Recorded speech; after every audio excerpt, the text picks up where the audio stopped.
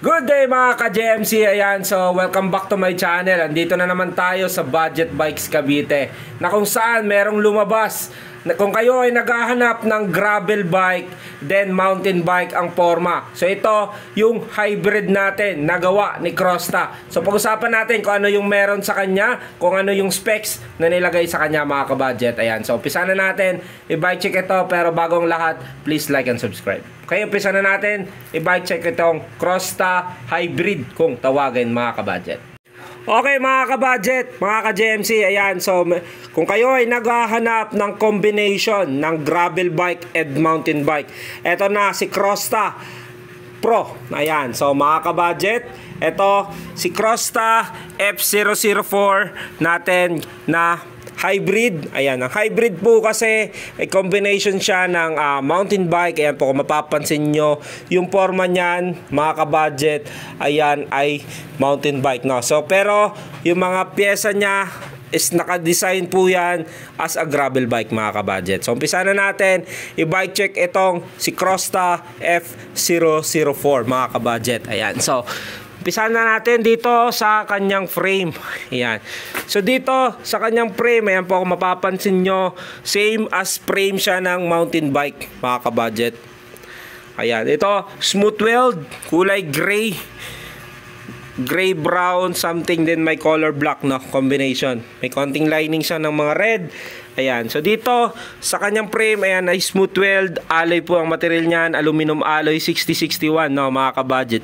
Size ng frame nito ay size 16. Pero kung basehan natin siya doon sa size ng gravel bike o tinatawag nating mga size ng mga road bike and gravel bike, so susukatin natin yan. Okay, so kung susukatin natin siya doon sa size ng gravel bike mga ka-budget, ayan po ay size 41, no? Pero kung ito po, kasi ang frame nito ay mountain bike, so design siya as size 16. 16 inches, medium frame.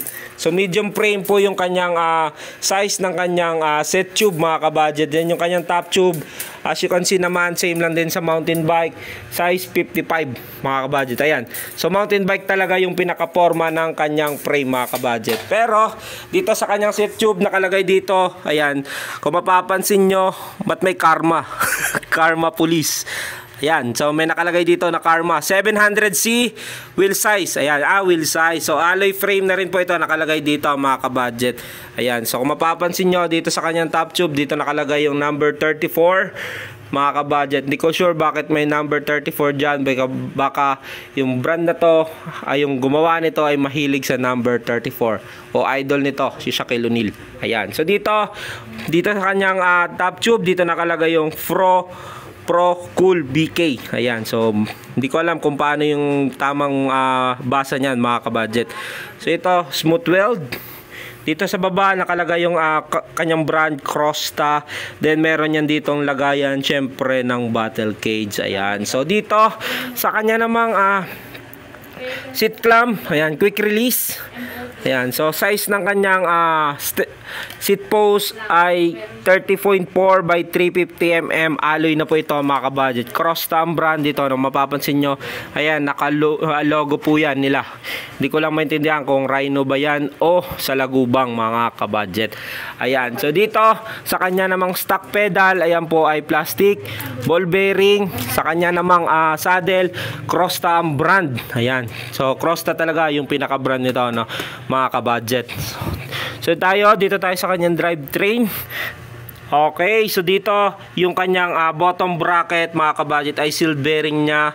Then ito, ang crank nito ay Crosta brand alloy. BCD nito 104 34 teeth Donglu ang brand, no, mga ka-budget. Ayan, so size ng bottom bracket nito, I think mga 110 or 113 yung pinaka-max nito mga ka-budget. Crosta ang brand niyan, alloy na po yan. Chain na ginamit sa kanya ay PYC 12 speed to, yung PYC na to, no, mga ka-budget. Yung FD, so wala siyang FD, design talaga yung frame nito sa 1x. So yung upgrade lang po niyan ay yung Halotech po, no, ka-budget na naka 1x. So wala siyang pagdadaanan ng cable, so design talaga siya as 1x, no, mga ka-budget. Then dito sa kanyang RD, L2AX ang brand. Ayan. So L2AX is 12 speed. So bilangin na rin natin, no, para sure, no. So 1, 2, 3, 4, 5, 6, 7, 8, 9, 10, 11, 12 11 to 50 teeth yung kanyang sprocket. Hub nito ay cassette type, 12 speed. Ito ay alloy na, mga kabudget. Okay, yung hub nito ay alloy na rin po niyan, pero ito po ay ball bearing pa. Sa rim naman ito, dito nakalagay yung kanyang description na F004. Ayan po, Crosta po ito, alloy na po yung kanyang rim. Gulong na ginamit sa kanya ay Kenda tire 700 by 40C. Ayan. So dito, kung mapapansin nyo, sa mga nagtatanong, no, kasi ang 700C, ayan po yung convert niya sa 29er. So, pag gravel kasi, road bike 700C ang tawag. Yung gulong nito ay yung gravel bike 700 by 40C, mga kabudget. Okay. So, dito naman tayo sa kanyang head tube. So, sa kanyang unahan, no. So, dito sa kanyang head tube, dito nakalagay yung kanyang logo na Rhino ba yan o sa Lagubang. I think Rhino to, no. Si Crosta ay tapered ball bearing. Headset niya tapered, yung kanyang fork ay Crosta. Ayan. Ayan, so Crosta yung kanyang fork, no, yung rigid niya kung tawagin. Ayan, alloy na po ito, mga kabudget. Stem na ginamit sa kanya ay Crosta na brand. Then alloy na rin po ito. Handlebar 680mm, Crosta ang brand. Alloy na rin po ito, no? Bicycle standard, ayan, Crosta. Sa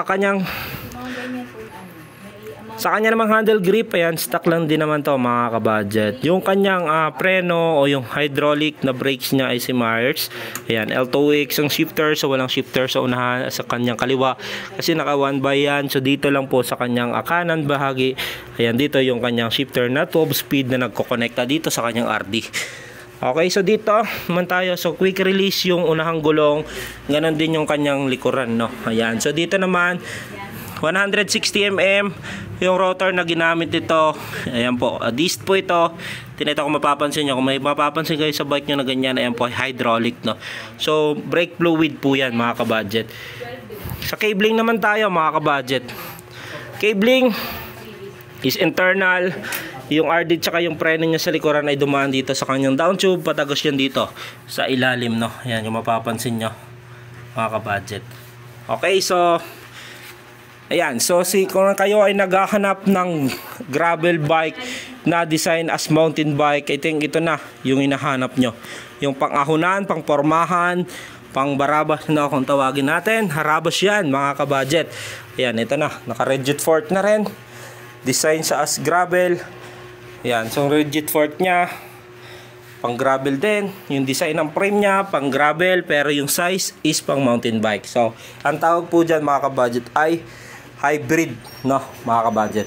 Presyo nito, mga kabudget, ay 12,000 pesos with 6 freebies, glove tube, machine guard, arm sleeve, tail light, battle cage. Available po yan sa TikTok, sa Shopee natin.